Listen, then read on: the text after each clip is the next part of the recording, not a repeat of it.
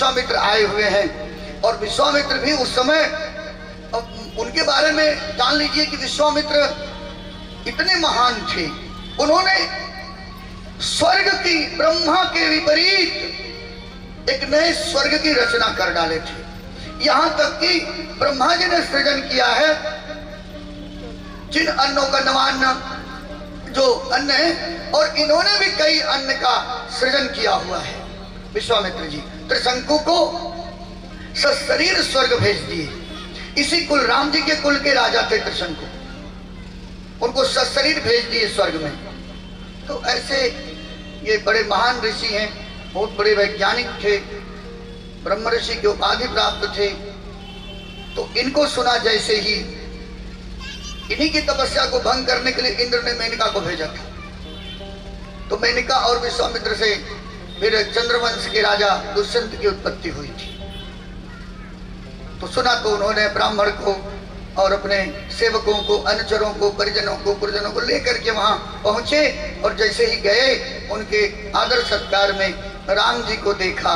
और बार बार राजा जनक जो विदेह है, देह अब एक मतलब ये है कि जो आदमी तत्वतः जान जाता है, जब तक वो अपने को हाड़ मांस का बना हुआ पुतला, आंख, नाक, कान, मुंह और फिर इसमें कर्मेंद्रियां, ज्ञान इंद्रियों से बना हुआ रूप, रस, गंध, स्पर्श, ध्वनि से प्रभावित, भूख से, प्यास से, क्रोध से, लोभ से, माया से प्रभावित जीव अपने को कर्ता मानता है तो वो तब तक माया के बंधन में रहता है। और जो अपने को ये मानता है कि हमारी भी उत्पत्ति अग्नि, वायु, जल, पृथ्वी, आकाश से और समस्त संसार की उत्पत्ति उसी से हुई है, तो फिर कैसा भेद है, सारा संसार एक है। जो हमें तत्वतः जानता है उसको फिर मेरी माया नहीं बांधती है। तो इसलिए राजा जनक जो कि इतने संतों की सत्संगति में रहते थे कि सारी माया का उनको भेद खुल चुका था, इसलिए वो माया से विरक्त थे, इसलिए वो विदेही थे। राम जी को देख करके बार बार उनकी आंखें बार बार राम जी को देखने लगती। उनको बड़ी घबराहट सी होने लगी, ये क्या हो रहा है मेरे मन में, मैं किसी से कौन अपना कौन पराया, क्या सुख क्या दुख। योग की स्थिति यही ना, सुख दुख समय कृत्वा समत्वम योगम उच्यते, गीता में भगवान ने कहा। सुख दुख के दोनों से मैं ऊपर हूं, न हमें दुख का आभास है, न हमें सुख का आभास है, न हमें भूखे रहने का आभास है, न पेट भरा होने का आभास है। यही है समय कृत्वा। राजा जनक सुखदेव से बात कर रहे हैं। जब जनक जी से सुखदेव जी मिलने आए तो देखा कि जनक जी के राज दरबार में नृत्य हो रहा है। अप्सराएं, वेश्याएं नाच रही हैं, नाचने वाली नर्तकियां, वो आनंद ले रहे हैं। सुखदेव जी को लगा कि ये क्या हमको ज्ञान देगा, ये तो रास रंग में डूबा हुआ है। मुस्कुरा रहे थे द्वार पर। जनक जी समझ गए, बोले पंडित जी 1 वर्ष बाद आना, अभी तुम ज्ञान लेने लायक नहीं हो। पात्रेषु दानम, ऐसा नहीं कि आप सबको दोगे तो ज्ञान प्राप्त भी कर लेगा, उसके लिए भी आपके अंदर एबिलिटी होनी चाहिए, समझने की भी। हम लोग कथा जब सुनाते हैं ना यहाँ से, तो हमको समझ में आता है कि लोग कहाँ तक सुनेंगे। नहीं अपने मन से सुनाए तो फिर 80% बाउंसर जाएगा, कुछ समझ में नहीं आएगा। लेकिन आपको समझाने बैठे तो आप पता है कि आप कहाँ तक समझेंगे। तो इस तरह से समझ गए कि ये तो बाउंसर चला जाएगा, ये नहीं समझ पाएगा। 1 साल बाद फिर आए, व्यास जी ने कहा फिर जाओ। 1 साल बाद फिर आए तो बोले कि अब चलो, बैठे। और जैसे ही आपस में वार्ता होने लगी, द्वारपाल ने कहा महाराज महल में आग लग गई है। सुखदेव जी उठे, बोले कहाँ जा रहे हो, बैठो। बोले आग लग गई महाराज। बोले बैठो। बैठ के ज्ञान चल रहा है, आग महल जल रहा है, ये सब माया देख रहा है, महल जल रहा है। बोले जो कर रहे वही करो, तुम्हारे बस में कुछ है, तुम उठ के जाओगे तो आग बुझा लोगे। आग तुमने लगाया है कि तुम बुझा सकते हो, जो लगाया वो बुझा देगा। ये जो कुछ भी हो रहा है उसको करते हुए मत देखो, घटते हुए देखो, होते हुए देखो, यही तो तत्व दर्शन है। और जिस दिन तुम स्थिर हो जाओगे फिर तो नदी में नाव, और नाव में 10 लोग बैठे हैं, तूफान आ गया, 9 लोग और एक उसमें फकीर सोया हुआ है। 9 लोग उसमें बेचैन होके अब प्राण गया, अब प्राण गया। नाव कभी इधर डूबती, कभी इधर घूम जाती, कभी इधर घूम जाती, कभी ये ऊपर उठती तूफान में, कभी नीचे, और एक आदमी मस्त सोया है। लोग झकझोर के जगाए, अरे भले मानस, नाव डूब रही है, तू सो रहा है। मुस्कुराते हुए उठा, पानी पे हाथ रखा, बोला पीस बी स्टिल। यही ईसा मसीह थे। 4 बरस भागवत पढ़ी थी उन्होंने, 4 साल आके भागवत पढ़ी थी। अब बाइबल पढ़िए, कोई ठीक से बाइबल पढ़िए, आप देखिए उसमें भागवत मिल जाएगी आपको। ईसा मसीह उठे, बोले पीस बी स्टिल, पानी स्थिर हो गया, नाव स्थिर हो गई, सब पार हो गए। आपके भीतर की शांति अगर है तो बाहर का तूफान आपका कुछ नहीं बिगाड़ सकता। और भीतर अगर तूफान चल रहा हो तो यहां नहीं, जंगल में चले जाओगे, ध्यान नहीं लग सकता। शांति कहां तलाश रहे हो?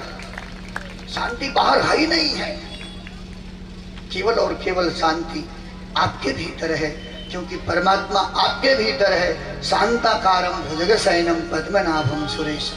शांताकारम परमात्मा है। या देवी, मार्कंडेय पुराण में, या देवी सर्वभूतेषु मातृरूपेण संस्थिता शांति रूपेण संस्थिता नमस्तस्यै नमस्तस्यै नमस्तस्यै नमो नमः।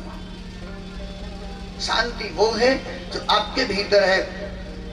अगर आपके भीतर शांत हो गया तो फिर बाहर का तूफान आपका कुछ नहीं बिगाड़ेगा। और भीतर तूफान है तो आप जंगल में चले जाइए, पहाड़ पे चले जाइए, आपको कहीं शांति नहीं मिलेगी। मन तो साथ ही जाएगा ना। राजा जनक का मन शांत है, आज क्यों बेचैन हो रहा? अच्छा, आज मन सब शांत लोगों का बेचैन हुआ है। जनक जी का मन राम जी को देख के बेचैन हुआ, और राम जी का मन किशोरी जी को देख के बेचैन हुआ। लक्ष्मण जी जो सदा राम जी के साथ ललकारने वाले हैं, आज साथ छोड़ दिए। अब देख लो आप, मेरा रोल नहीं है यहाँ। जो राम जी को हर बात में ललकारते, लेकिन राम जी चीख के बोले, लक्ष्मण मनो मदन दुंदुभी साजी, युद्ध करने आ रहा है। लक्ष्मण जी धनुष बाण रख दिए पैर में, अब आप ही लड़ो, मैं तो किनारे हूं। और सुना कि बड़ी मजेदार कथा है वहां की। जनक जी ने देखा मूरति मधुर मनोहर देखी, मूरति मधुर मनोहर देखी, आयऊ विदेह विशेष विदेही,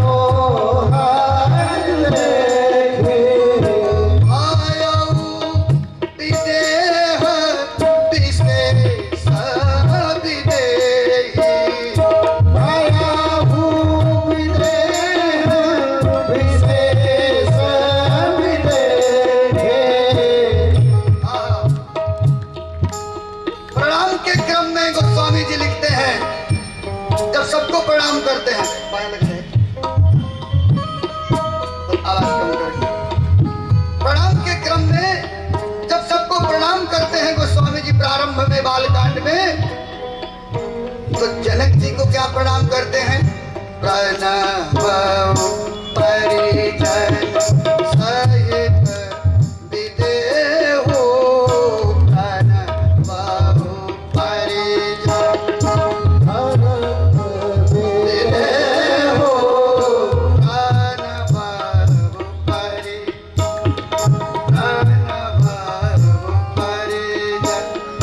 सहित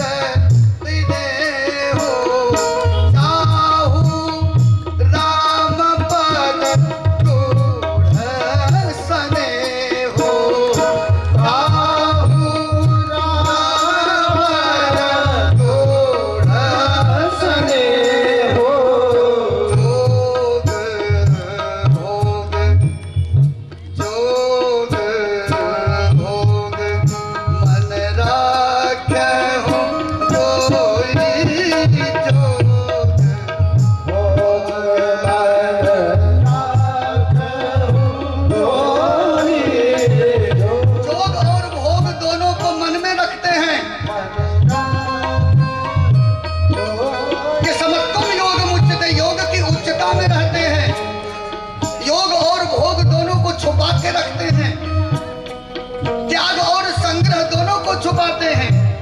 प्रकट नहीं करते हैं, लेकिन आज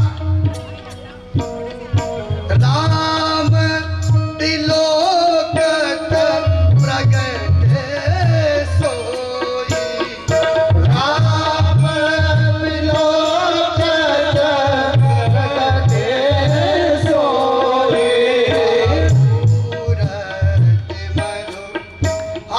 मधु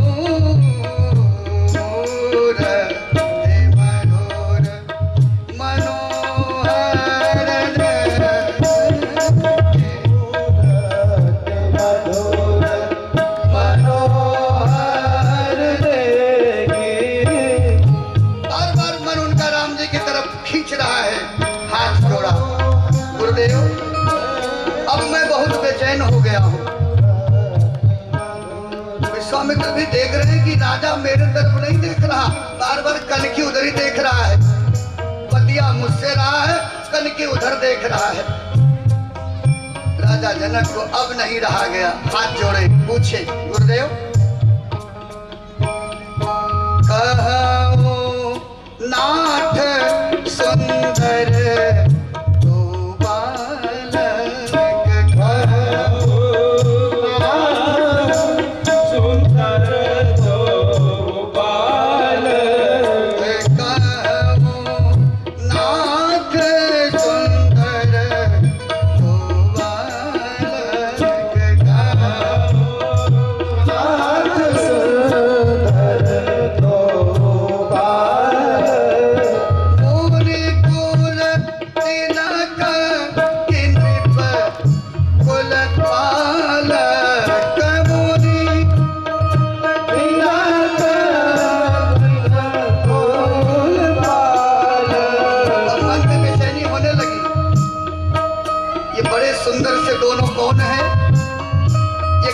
के कुमार हैं जो आपके साथ विद्यार्थी बन के आए हैं कि किसी राजा के पुत्र हैं।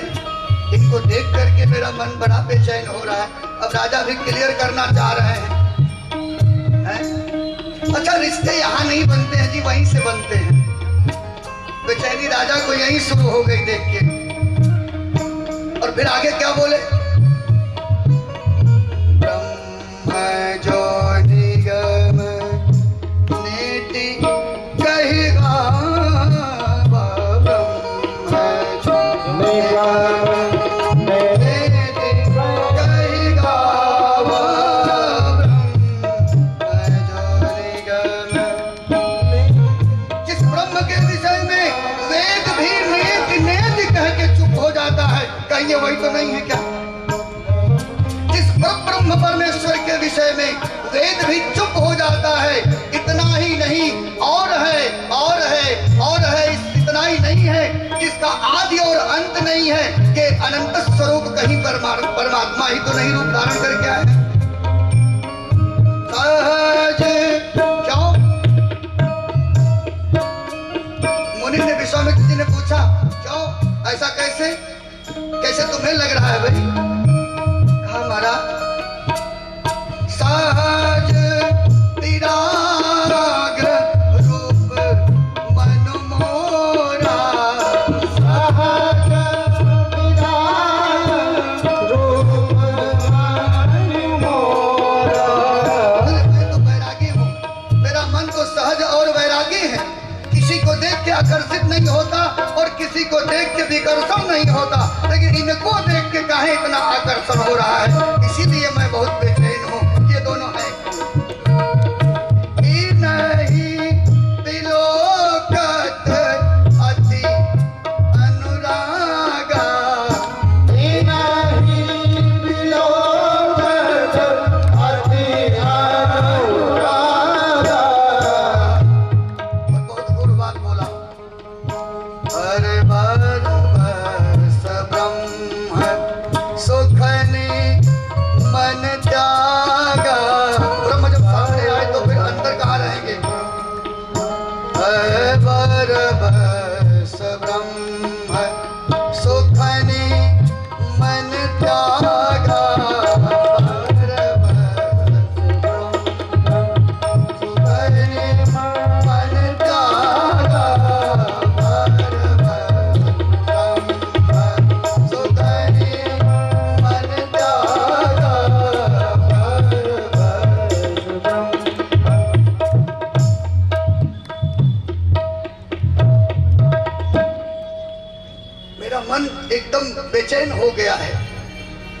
मेरा मन जो ब्रह्म सुख में ब्रह्मानंद में रहने वाला मन मेरा उस ब्रह्मानंद को त्याग दिया है। इन्हीं विलोकत अति अनुरागा, और इनकी तरफ खींच रहा है, बड़ा अनुराग उत्पन्न हो रहा है इनको देख के। बताएं कौन है ये? कहा मुनि बिहसी कहे नृपनी का। राजन तुम सही कह रहे हो। अच्छा यहाँ गड़बड़ था थोड़ा सा, क्योंकि विश्वामित्र जी भी अब जान गए थे। राजा मांगे तो केवल राजा का पुत्र मांगे थे। जान ही बिन न हो ही परतीति, बिन परतीति हो ही नहीं प्रीति। तो पहले पुत्र मांगे थे, लेकिन मन में असमंजस था। पता नहीं दशरथ के पुत्र ही न हो ये दोनों, कुछ रास्ते में इनके साथ हो न जाए। लेकिन एक ही बान प्राण हर लीना, दीन जान प्रभु निज पद दीना। जब देखा तारका को एक ही बाण में, तब मुनि ही निज नाथ ही चीन्ही, और विद्या निधि को विद्या दी। अब चीन गए थे, पहचान गए थे। अब राम जी यहाँ सावधान हो गए, कहीं गड़बड़ न कर दे ज्यादा समझाने में। कहा कि हे राजन आप नीक कह रहे हो, आपका वचन कभी झूठा नहीं हो सकता। राम जी के कान खड़ा हो गए, अरे सब काम बिगाड़ देंगे लग रहा है ये प्रिय सब ही जहां लगी प्राणी। राम जी मुस्कुरा के हाथ पकड़ के दबा दे रहे, गुरुदेव क्या कर रहे हैं? अब ये बता देंगे कि ये प्रिय सब ही जहां लगी प्राणी, मन मुस्काही राम सुनु बानी। राम जी मुस्कुरा के इशारा कर दिए, मान जाइए प्रभु। अब आगे वाली लाइन बोल देंगे तो राजा तुरंत आसन से उतर के जमीन पर बैठ जाएंगे, पैर उठा के अपना हमारा माथे पर रख लेंगे और हे प्रभु हे प्रभु हे प्रभु कहने लगेंगे। अरे अभी विवाह होना है महाराज, हम उत्तर प्रदेश वाले बारात लेके जब जाएं बिहार में बिना ब्याह किए लौटेंगे। पहले बड़ी बड़ी राइफल बंदूक चलती थी, फिर भी विवाह करके लाते थे। बोले आ गए हैं यहाँ तो नरक मत करिए, बता देंगे तो ये तो सब मजे बिगड़ जाएगा। फिर अपनी बेटी ये थोड़ी देंगे ब्रह्म परमेश्वर मान के। अभी हमको थोड़ा और भी सुख लेने दीजिए। लक्ष्मण जी भी मुस्कुराए कि देखो ये हमारा भी काम बिगाड़ रहे थे बता के। बस तुरंत यहीं से ऋषि जो है मुस्कुराते ही प्रभु को समझ गए और लाइन बदल दिए। रघुकुल मणि दशरथ के जाए, रघुकुल मणि दशरथ के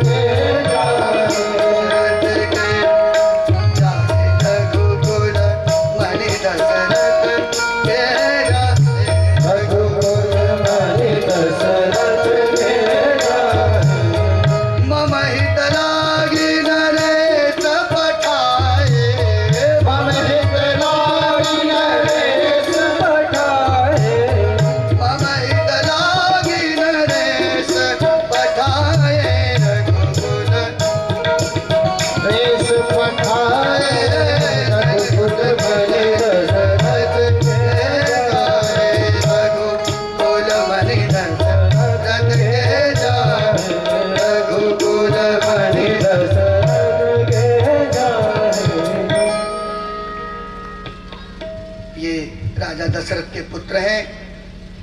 हमारी यज्ञ की रक्षा के लिए इनके पिताजी ने हमको भेजा है।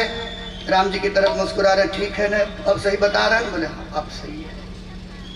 जैसे ही राजा ने कहा कि चलिए गुरुदेव यहाँ क्या कर रहे हैं आप? अब राजा जान गए कि ये राजा दशरथ के पुत्र हैं, तो अब तो काम बन ही जाएगा। तो इसलिए एक कहानी छोटी सी आती है, लेकिन उसका प्रमाण मुझे नहीं मिला है। लोग कहते हैं कि दशरथ जी को चिट्ठी क्यों नहीं गई थी। एक कहानी मैंने कहीं पढ़ा है, लेकिन